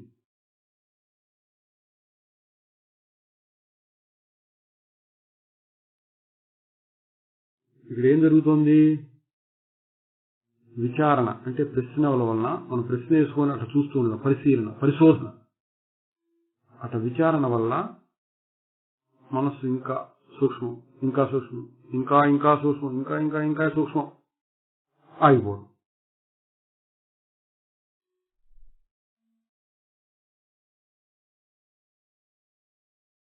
మనం ఏదో విషయాన్ని గురించి ఆలోచిస్తున్నాం అనుకోండి, ఏదో కొత్త విషయం, మనం అంతకుముందు ఎప్పుడు వినలేదు, చూడలేదు, ఏమిటిది అని అడుగుతాం. మన దగ్గరకుండా ఎవరో ఉన్నారు, వాళ్ళు కూడా ఏమిటిది ఏమో అన్నారు, ఇంకోళ్ళు ఏమో అన్నారు. ఎవరికి తెలియదు. కాసేపు ఆలోచించాలి, తెలియదు. అప్పుడు మనస్సు ఏమవుతుంది, ఆగిపోతుంది. ఏంటిది అని ప్రశ్న వేసుకున్న తర్వాత నీకు తెలిస్తే సమాధానం వస్తుంది, తెలియకపోతే ఊహలు వస్తాయి, ఇదేమో అని. ఆ ఊహలు కూడా ఇది కాదు, అబ్బాయి కాదని చేసేసినాక ఏమవుతుంది, సమాధానం తెలియదు, ఊహించడానికి కూడా వీలు లేనటువంటి పరిస్థితి ఉన్నప్పుడు ఆగిపోతుంది మనసు.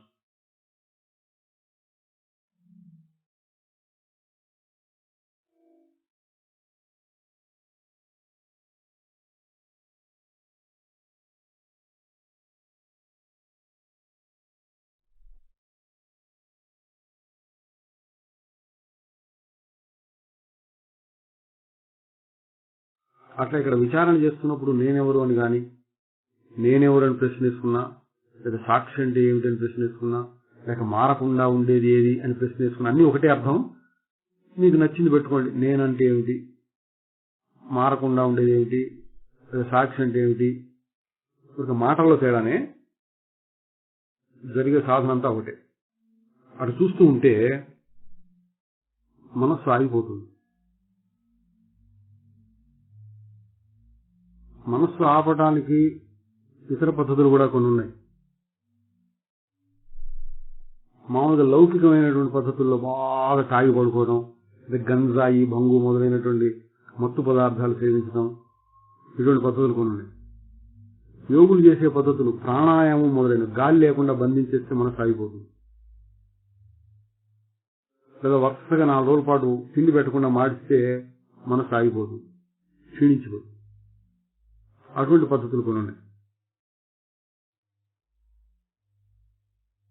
ఇక్కడ శుద్ధ జ్ఞాన మార్గంలో అట్లా బలవంతంగా ఆపే పద్ధతి కాకుండా ఒక ప్రశ్న వేసుకుంటే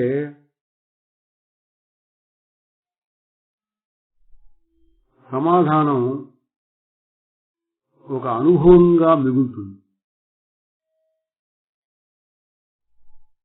ప్రశ్న వేసుకున్నప్పుడు ఏవో సమాధానం అబ్బాయి ఇది కాదుగా, ఇది తెలియబడేది కదా, సాక్షి అవుతుంది, ఇది తెలియబడేది సాక్షి కాదు, ఇది మారిపోయేది, మారనిది కాదు, మారిపోయేది, ఇట్లా ఒక్కొక్క దాన్ని తీసేస్తూ ఉంటే ఇక ఏమి చెప్పడానికి వీలు లేకుండా ఏదో ఒకటి మిగులుతుంది.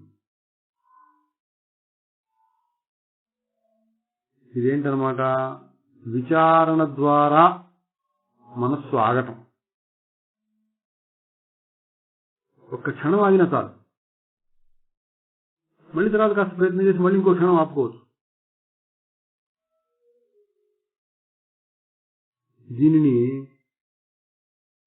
ధ్యానము అన్నారండి. ఇట్లా ఆ మనస్సు దాని మీద అట్లా నిలుపుకోవటం. ధ్యానం ఫలించి మనస్సు పూర్తిగా ఆగిపోయినప్పుడు సమాధి అన్నాడు.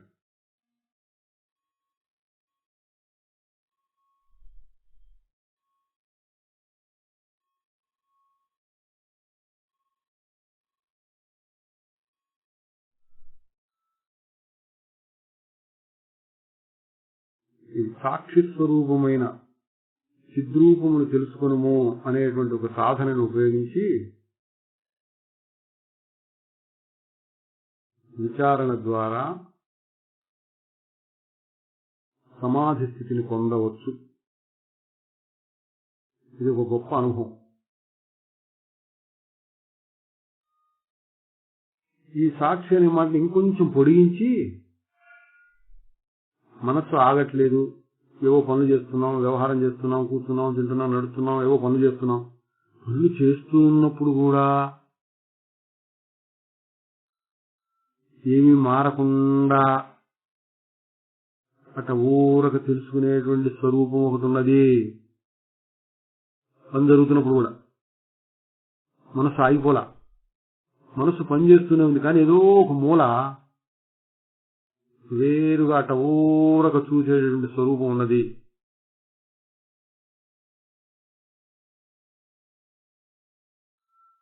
అని కూడా తెలుసుకోవచ్చు.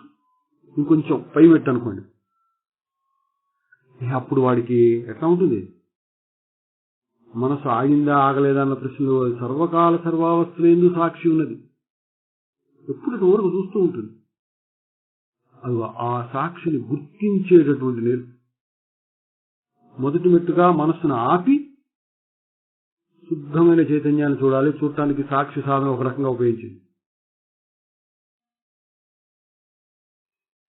అట్లా మనస్సు పూర్తిగా ఆగిపోయినప్పుడు ఆత్మస్వరూపాన్ని అనుభవంలో పొందిన తరువాత మరొక మెట్టు ఏంటి? మనస్సు పనిచేస్తూ ఉన్నప్పుడు కూడా సాక్షి స్వరూపం వెనకాల ఊరక చూస్తూ ఉంటుంది.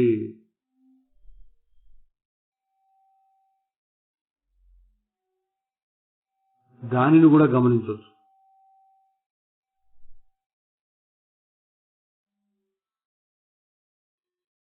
అది కూడా సాక్షి అన్నమాట కిందకే వస్తుంది.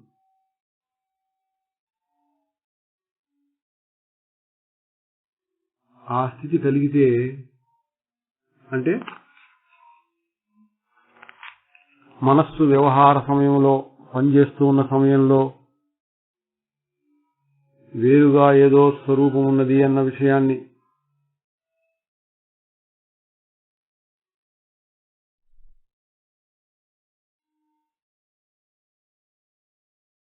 పట్టుకోగలిగితే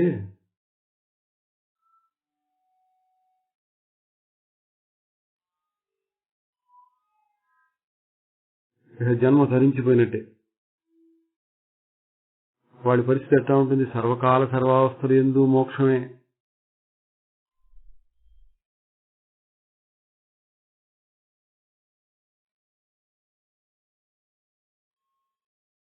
సకల భావనల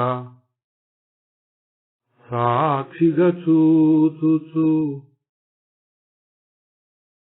సాక్షి భావనకును సాక్షిగా ఉండుచు.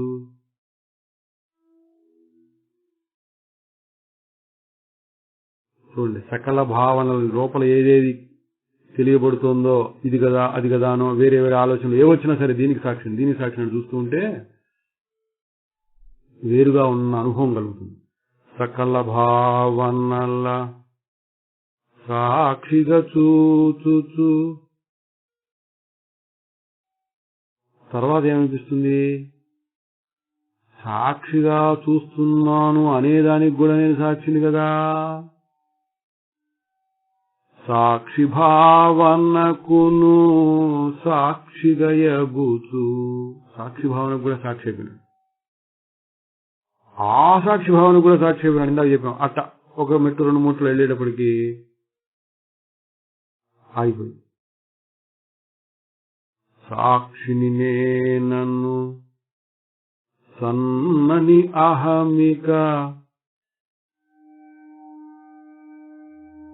సమసిన ఉండెడి సాక్షి అతీతము. సాక్షి నేను అనటం కూడా ఒక అహంకారమే. అయితే సూక్ష్మమైన అహంకారం, శుద్ధమైన అహంకారం ఉంటే కూడా మంచిదే. అటువంటి అహంకారం అంతకు ముందున్న అశుద్ధమైన మలినమైన శరీరంతో కూడినటువంటి అహంకారాన్ని తీసేసుకోవడం కోసం సాక్షి అహంకారం ఉండటం మంచిదే. అయితే ఇంకా పైకి వెళ్తే ఎట్లా ఉంటుంది? సాక్షిని నేనను సన్నని అహమిక సమసిన ఉండెడి సాక్షి అతీతము.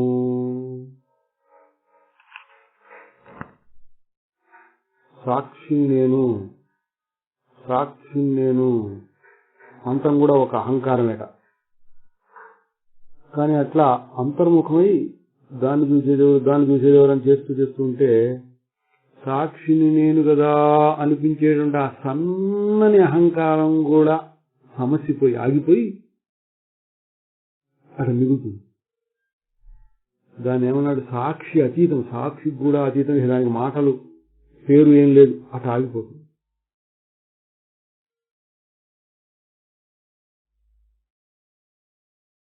అది నేను, అది శుద్ధ చిద్రూపం.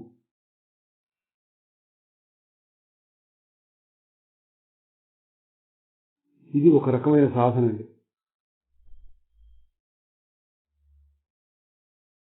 సాక్షి అనేటువంటి విచారణ ద్వారా లోపల ప్రశ్నలు వేసుకుంటూ ఇతర సంకల్పాలన్నీ ఆగిపోతాయి. ఇట్లా ప్రశ్నలు వేసుకుంటుంటే ఒక ప్రశ్న మొదలుపెట్టేప్పుడు తక్కిన ఆలోచనలన్నీ ఆగిపోతేనే కదా ఈ ఆలోచన సాగేది.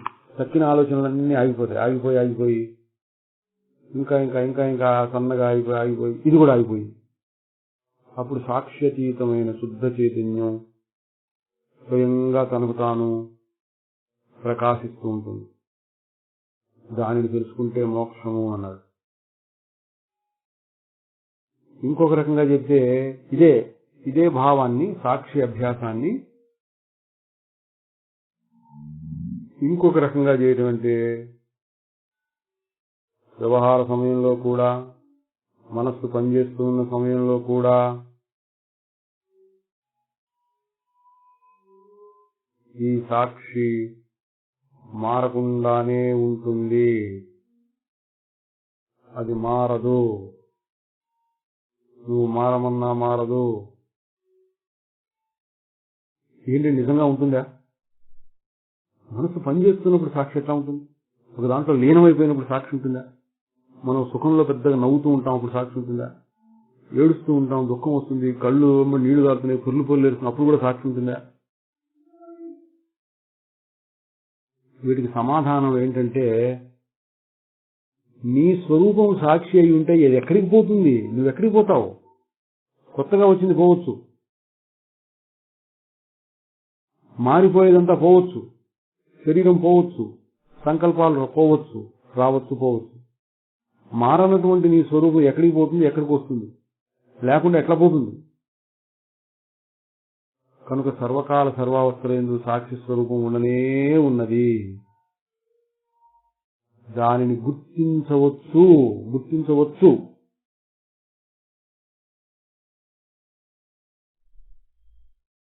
నిర్వికల్పమైనటువంటి మనస్సు ఆగిపోయినప్పుడు ఉన్న సాక్షి స్వరూపాన్ని పరిశీలించడం ఒకటి, మనస్సు పనిచేస్తూ ఉన్నప్పుడు కూడా వెనకాల ఉన్నటువంటి సాక్షి స్వరూపాన్ని పరిశీలించడం ఇది ఇంకొక అభ్యాసం. ఇందాక చెప్పిన అభ్యాసం ఏమో నిశ్చలంగా ఒక చోట కూర్చొని ఎవరు కదిలించకుండా ఉన్నప్పుడు, మనకు వేరే పని లేనకున్నప్పుడు ఏదో ఒక మూల కూర్చొని ప్రశాంతంగా నేనెవరు అనుకుంటూ నిశ్చల స్థితిని పొందటం, అది ఒక రకమైన సాధన. రెండవ రకమైన సాధన, అది సాక్షి సాధనే. ఇదేంటి? ఇప్పుడు మటుకు లేదా, ఇప్పుడు ఎక్కడికి పోయింది, ఈ ఆలోచనలు వస్తున్నాయి, ఆలోచనలు చూసేదెవరు, పని చేస్తున్నాం, ఈ పని చూసేదెవరు, నడుస్తున్నా చూసేదెవరు, ఇట్లా ఇది కూడా సాధన చేయవచ్చు. మొదలుపెట్టచ్చు. కూర్చున్నాను, కళ్ళు తెరుచుకొని కూర్చొని ఎవరు కూర్చుంది? శరీరం అంతా అయితే కనపడుతోంది, నేను సాక్షిగా చూస్తున్నాను, శరీరం కూర్చోంది అని చూస్తున్నాను కదా నేను. సరే, నడుస్తున్నాను రోడ్డమ్మడి, ఎవరు నడుస్తున్నది అని ప్రశ్న వేసుకొని చూస్తే ఈ కాలు ఇట్లా కదులుతుంది, ఈ చెయ్యి ఇట్లా కదులుతుంది, ఈ కళ్ళు ఇట్లా కదులుతున్నాయి, నేను అట్లా వెళ్తున్నా. నేను కాదు వెళ్ళేది, శరీరం అట్లా వెళుతోంది. ఈ మొత్తాన్ని నేను చూస్తున్నా. రోడ్డు మీద నడుస్తుంది, రోడ్డుని శరీరాన్ని కలిపి చూస్తున్నా. ఈ శరీరానికి ఎదుర్కొంటే ఇంకోటేదో శరీరం వస్తుంది, ఈ శరీరం కదులుతోంది, ఆ శరీరం ఎదుర్కొండా కదులుతోంది, ఈ రెండింటిని కలిపి నేను చూస్తున్నా. శరీరాన్ని, ఆ శరీరాన్ని, ఆ రోడ్డుని అన్నిటినీ కలిపి అట్లా చూస్తున్నాను. ఇట్లా చూడొచ్చు, కుదురుతుంది, పెద్ద కష్టమే లేదు. చిన్న చిన్న వాటిలో చూడండి, ముందు నడవటం, నడిచేటప్పుడు మనకు వేరే పని ఉండదు కాబట్టి ఎవరు నడుస్తున్నారో అని ప్రశ్న వేసుకొని చూస్తే నడిచే సమయంలో ఉన్నటువంటి సాక్షిని మనం గుర్తించవచ్చు. ఊరిగా కూర్చున్నప్పుడు కూర్చున్నది ఎవరు అని ప్రశ్న వేసుకుంటూ గుర్తించవచ్చు. మనకి ఇట్లాంటి పనులు చాలా ఉంటాయి. ఊరిగా ఈ మూల నుంచి ఆ మూలకి వెళ్ళాం, ఏం పని లేక అటు ఇటు తిరుగుతున్నాం, ఏదో కాలువ కట్టని కూర్చున్నాం, బస్ స్టాండ్ లో కూర్చున్నాం, ఏం పని లేనప్పుడు. ఏదో ఇంట్లో పనులు కూడా చిన్న చిన్న పనులు ఉంటాయి, కూరగాయలు జరుగుతున్నారు, అప్పుడు వేరే ఆలోచనలు ఏముండవు. వేరే ఆలోచనలుగా మనసు అటు ఇటు ఎవరో ఆలోచిస్తూ ఉంటుంది ఈ పనులు చేసేటప్పుడు. అలా కాకుండా ఎవరు ఏ పని చేస్తున్నారు, ఎవరు స్నానం చేస్తున్నారు, ఎవరు కూరలు జరుగుతున్నారు, ఎవరు ఇల్లు ఊడుస్తున్నారు, ఎవరు బట్టలు ఉతుకుతున్నారు, ఎవరు నడుస్తున్నారు, ఎవరు కూర్చుంటున్నారు, ఎవరు తింటున్నారు, ఒక ప్రశ్న వేసుకొని ఆ పనిని చూస్తూ ఉంటే పని జరుగుతూ ఉన్నప్పుడు కూడా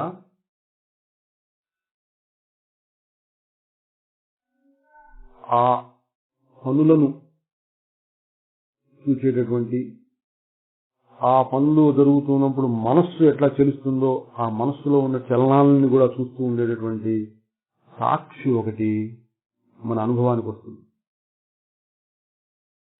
ఈ అభ్యాసం ఇంకా ఇంకా దృఢంగా అయితే మనం సాక్షి బోధలో బాగా విపులంగా చెప్పుకున్నాం. ఇంకా ఇంకా ఇంకా ఇంకా బాగా దృఢమైనప్పుడు ఎక్కడి దాకా వస్తుందంటే ఒక్కోసారి మనస్సు తెలియకుండా దుఃఖం వస్తుంది.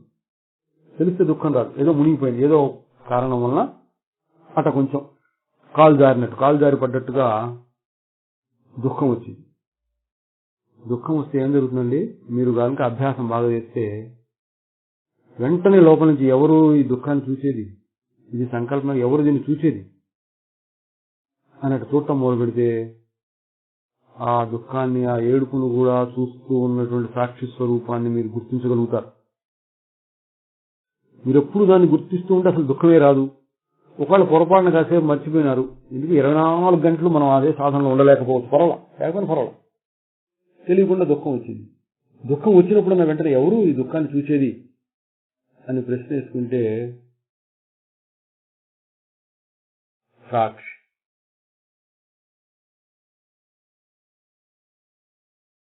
దుఃఖించే సమయంలో కూడా నేను సాక్షిగా ఉన్నాను అనేది ఎంత గొప్ప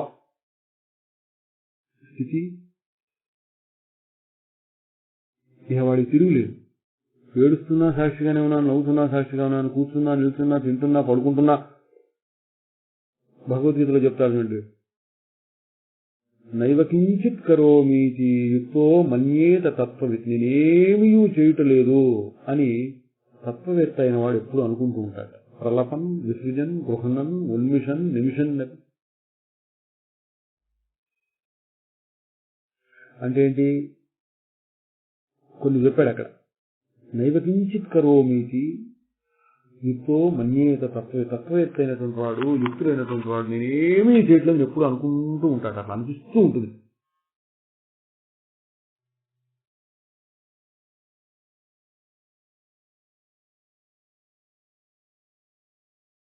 ఏ పని చేస్తున్నా పశ్యన్ చూస్తూ, పశ్యన్ శృణ్వన్ స్పృశన్ జిఘ్రన్ గచ్చన్ గచ్చన్ స్వపన్ శ్వసన్ ప్రలపన్ విసృజన్ గృహణన్ ఉన్మిషన్ నిమిషన్ అది 13 చెప్పాడు. 13 అంటే 13 ఏం కాదు, 14 చెప్పుకోవచ్చు, 20 చెప్పుకో, ఎన్నైనా చెప్పుకోండి. ఏంటి, చూస్తున్నప్పుడు, వింటున్నప్పుడు, కూర్చున్నప్పుడు, నడుస్తున్నప్పుడు, గాలి పీల్చుకుంటున్నప్పుడు, కన్ను రెప్పలు వేస్తున్నప్పుడు, తింటూ ఉన్నప్పుడు, నడుస్తూ ఉన్నప్పుడు, ఇట్లా ఈ మాటలన్నీ, ఇటువంటి మాటలు ఒక్కొక్కటి గుర్తుపెట్టుకోవాల్సిన పని లేదు వివరంగా. ఇటువంటి ఏ చిన్న చిన్న పనులు చేస్తూ ఉన్నప్పుడైనా సరే నేనేమీ చేయుటలేదు అని భావించును, అది సాక్షి. నేను చూస్తూ ఉన్నా అంతే ఊరికి. ఇంద్రియాణి ఇంద్రియార్థేషు వర్తంత, ఇంద్రియములు ఇంద్రియార్థములందు పనిచేస్తున్నాయి, వాటి పనులు చేసుకుంటున్నాయి. ఇంద్రియాన్ని చూడటం పని, కంటికి చూడటం పని, చెవుకు వినటం పని. చూడని నేను చెవులు మూసుకోవడం ఎందుకు, అవి చేస్తున్నాను. నేను ఎట్లా ఉన్నాను, సాక్షిగా ఉన్నాను. అంటే నాకేం అంటడలా. అట్లా ఏది వచ్చినా పోయినా సరే నేను అట్లా ఊరక వేరుగా ఉండి చూస్తూ ఉంటే సాక్షిగా ఉన్నట్టు కూడా కాదు, సాక్షిని గుర్తించినట్టు. సాక్షి అది ఎప్పుడు ఉంటుంది, శుద్ధ చైతన్యం, దాన్ని గుర్తించినట్టు అన్నమాట. అంటే మనస్సుతోనే జయించడం. ఇది మనస్సే తనను తాను గుర్తిస్తున్నట్టుగా, తనను తాను చూస్తున్నట్టుగా ఉంటే ఆ మనస్సు యొక్క పొగరు అణుగుతుంది, ఆత్మ యొక్క శక్తి విజృంభించి బయటకు వస్తుంది. ఇది కూడా సాక్షి అభ్యాసమేనండి.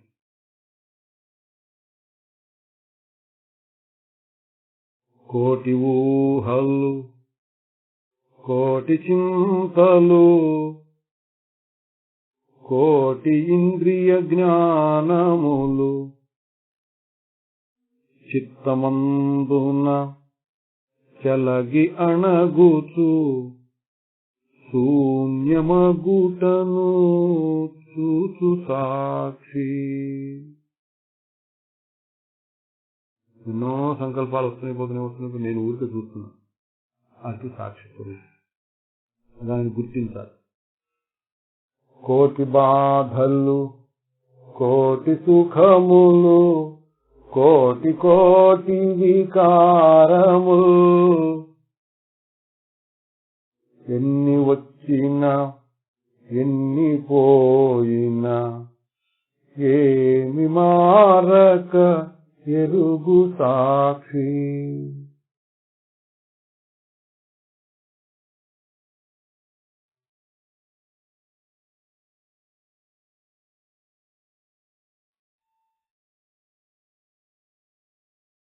ఏమి మారకుండా దీనిని వ్యవహార సమయంలో గుర్తించవచ్చు. చిన్న చిన్న వ్యవహారాలు ఇందా చెప్పిన పెద్దగా మనస్సు ఉపయోగించక్కర్లేనటువంటిది. ఏదో ఇల్లు ఉడుస్తున్నాం, కూరలు జరుగుతున్నాం, రోడ్డు ముందు నడుస్తున్నాం, బట్టలు వేసుకుంటున్నాం, స్నానం చేస్తున్నాం, ఇటువంటి వాటిలో పెద్ద మనస్సు ఉపయోగించక్కర్లేదు. అటువంటిప్పుడు మనం అభ్యాసం మొదలు పెట్టాలి. బట్టలు వేసుకుంటున్నాం, ఎవరు బట్టలు వేసుకుంటున్నారు సాక్షిగా ఉండి, బట్టలు వేసుకుంటుంది శరీరం, దానికి సాక్షిగా ఉన్నాను. స్నానం చేస్తుంది శరీరం, చేతులు ఇట్లా రుద్దుకుంటుంది, నీళ్ళు ఇట్లా పోసుకుంటుంది, దానికంతా సాక్షిగా ఉన్నాను. రోడ్డు అప్పుడు కాళ్ళు ఇట్లా నడుస్తున్నాయి, చేతులు ఇట్లా కదులుతున్నాయి, కళ్ళు ఇట్లా కదులుతున్నాయి, వచ్చేపోయే వాడిని ఇట్లా కళ్ళు ఇటు పక్కకి తలకాయ తిప్పి చూస్తున్నాం, రోడ్డు కనపడుతోంది, ఇదంతా ఎవరు చూస్తున్నారు? నేను, సాక్షి. ఇట్లా ఇటువంటి వాటిల్లో సాక్షి స్వరూపాన్ని మనం అభ్యాసం చేయడం మొదలు పెడితే చివరికి ఎక్కడి దాకా వస్తున్నాం? ఒక్కొక్కసారి ఆ మరుపు వచ్చి, ఆత్మస్వరూపం మరుపు వచ్చినప్పుడు దుఃఖం కలగచ్చు, తీవ్రమైన దుఃఖం కలగచ్చు, కళ్ళమ్మ నీళ్లు కారుతూ ఉండొచ్చు. అప్పుడు ఎవరు రాయేడ్చేది అని మీకు సాధన తిరిగితే కళ్ళు ఇట్లా నీళ్లు కారుతున్నాయి, మనసు ఇట్లా వెక్కి వెక్కి ఏడుస్తుంది, గుండెలు ఇట్లా అదురుతున్నాయి, ఇది ఏడుపు అంటే. దీనికి నేను సాక్షిగా ఉన్నాను, ఇవన్నీ నేను చూస్తున్నాను అనేటటువంటి స్థితి వచ్చినప్పుడు ఇక సుఖము లేదు, దుఃఖము లేదు, సుఖ దుఃఖాలను అంతని స్థితి వస్తుంది.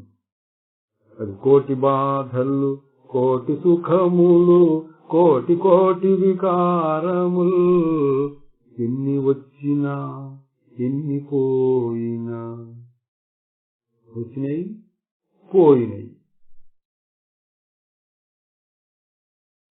ఏమి మారక ఎరుగు సాక్షి.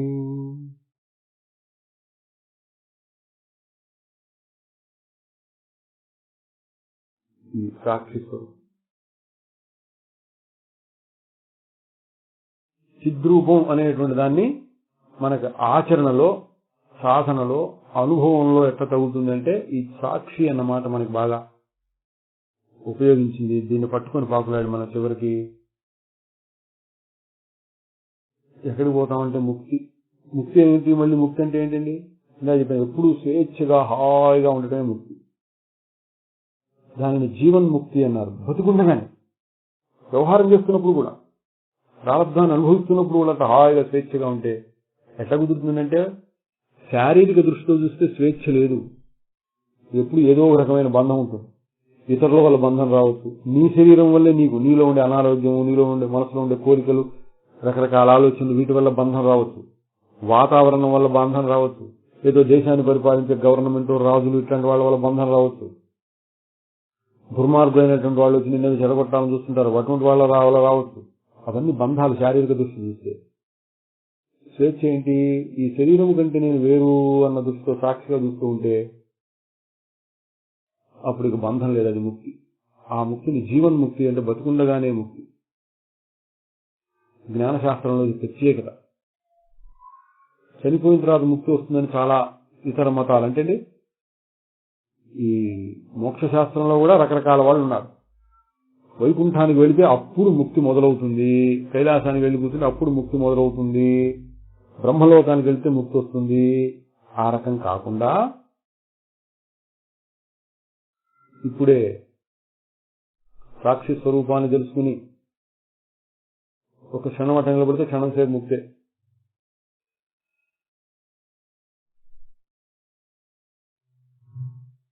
వ్యవహార సమయంలో కూడా సాక్షి స్వరూపాన్ని తెలుసుకున్నాం, ముక్తే.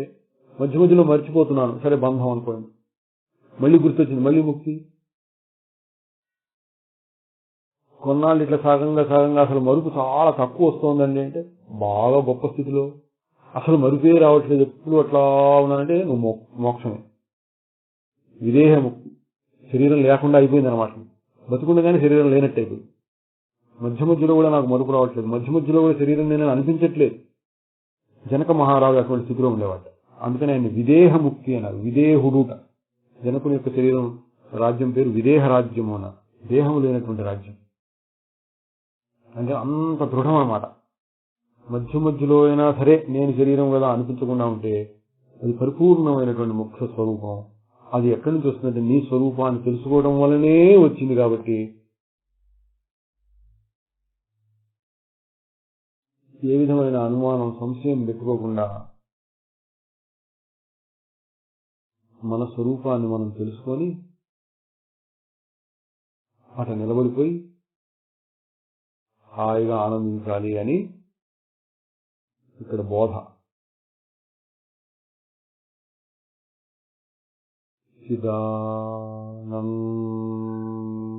చిదానందరూప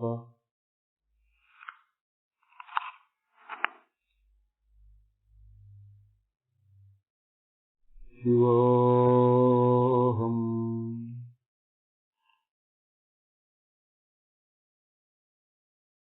శివోహం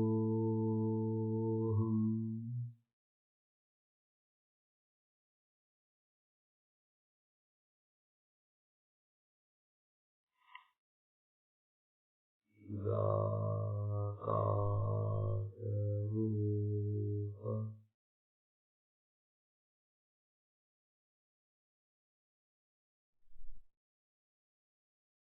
శివో